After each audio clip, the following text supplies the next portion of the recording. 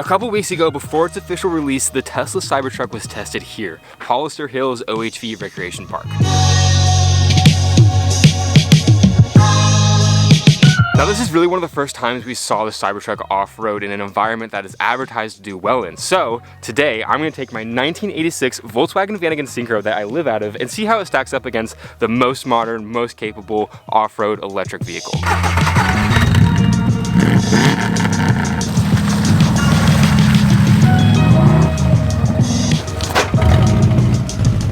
Now, one of the most famous obstacles here, and the one that the Cybertruck seemed to have a little bit of a problem with, is the stair steps. These are very steep, very articulating concrete steps that are also incredibly slippery.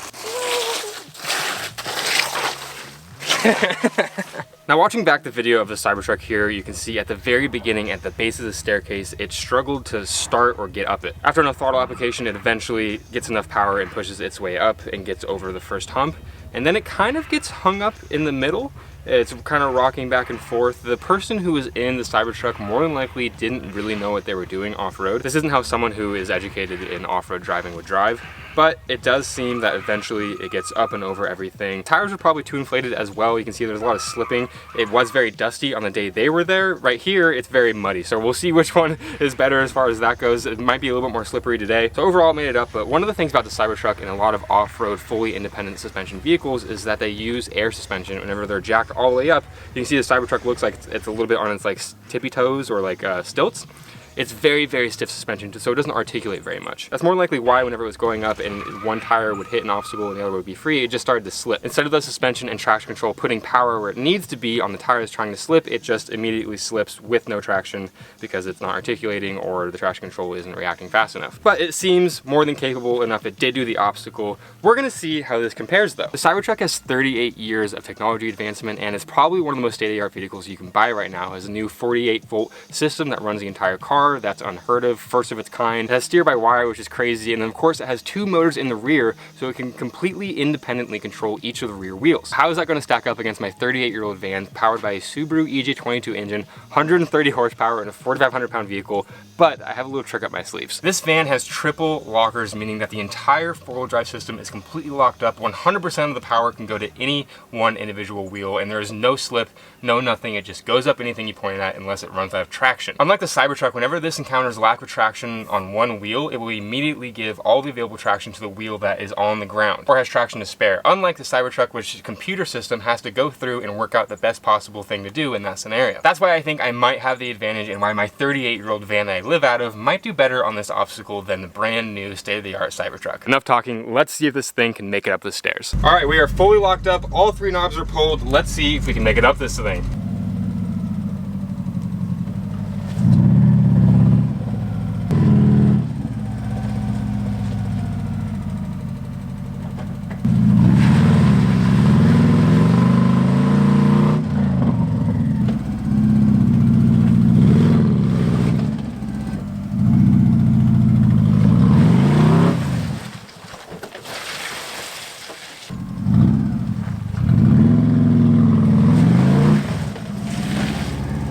So my initial idea for this video came from the fact that I have seen these Synchros walk up this obstacle and the Cybertruck struggled a little bit.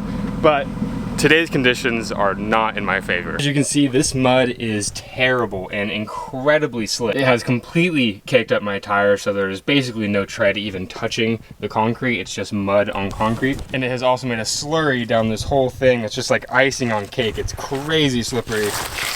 Needless to say, I probably shouldn't have picked a day right after a crazy rainstorm, but I'm gonna give it one more attempt. We'll see. You're probably about to see a 4,500-pound van spin all four wheels. Kind of crazy.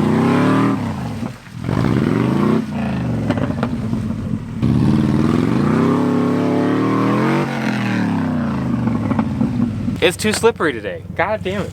So it is now a little bit later in the day. Obviously the van didn't make it up the hill whenever it was super, super slick, but I was hoping that the sun would be out and it would dry out the mud, and I think it has. You can see just in a matter of a couple of hours, this is all kind of dried out and it's no longer slick. It's almost like grippy almost actually now. Whereas before I couldn't even walk up this, it's still not crazy grippy, but it's not as like slip and slidey as it was. Especially this area here. This was just all super slippery mud. And it's dried up a little bit. Let's give the Vanagon one more try at stair steps here and see how it does.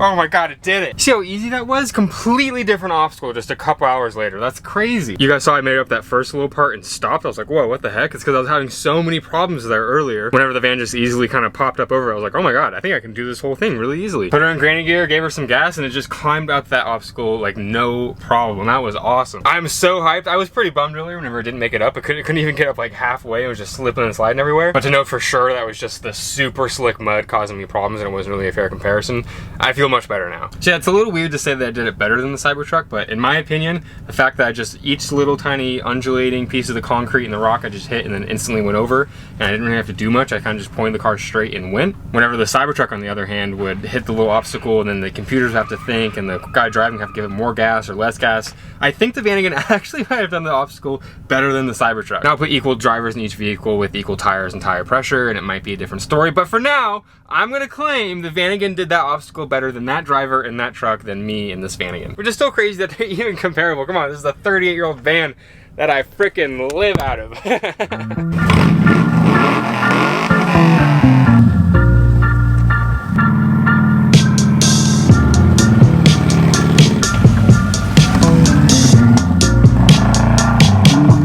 That did not go smoothly as I thought. I was kind of just messing around on the rainbow, and as I went up, I was in two-wheel drive, no lockers, so I just went to one-wheel drive, and I started spinning out, and I slid back down.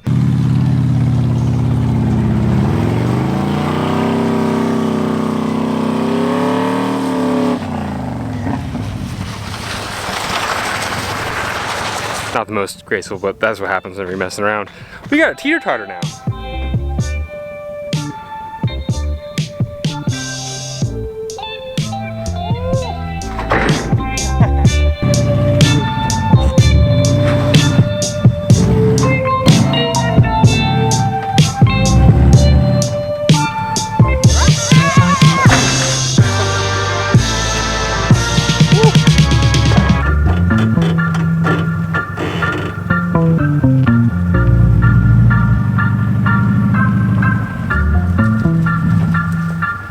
Oh man, that was kind of a roller coaster of emotions. Of course, if the van didn't even do the obstacle, if it couldn't even complete the obstacle to begin with, it wouldn't be a very good video. But we just had to wait a couple hours for it to dry out, so it literally just wasn't slick mud on concrete. And then the Vanagon did it no problem, just crawled right up, no problems at all, so sick. So yeah, who do you guys think did it better? What do you think of the Cybertruck as an off-road vehicle, or as electric vehicles in general as off-road vehicles? Is it kind of crazy that even 38 years later, the van is keeping up with a Tesla Cybertruck, a very capable off-road vehicle? Anyways, I gotta get back on the road. Let me know what you guys think. Thank you for watching. Hit that subscribe button, like button, all the good stuff, share, and I'll see you guys in the next video. Bye-bye!